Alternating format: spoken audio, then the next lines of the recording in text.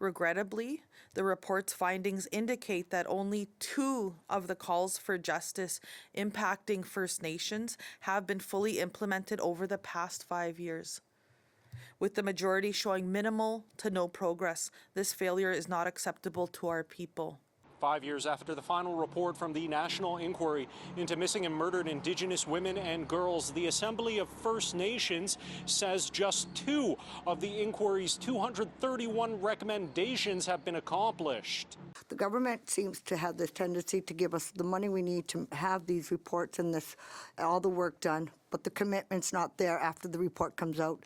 So, if anything, they're wasting money. Some AFN leaders blame a lack of political will, while others say the lack of action is simply racism. Senator Michelle Audette was one of the inquiry's 5 commissioners and agrees with the Assembly of First Nations.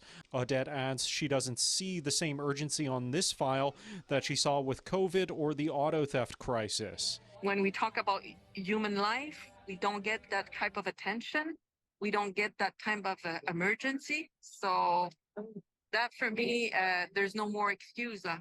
Crown Indigenous Relations Minister Gary Anandasangri defending the federal government's record, noting not all the recommendations fall under federal jurisdiction and disputing that just 2 recommendations were done. If you look at the issues that we're dealing with, none of them are easy. If it were easy and if it could be done, with a tick mark, they would have been done already. What is very important is that we have a longer-term vision of what needs to happen. In Ottawa, Xiaoli Lee, City News.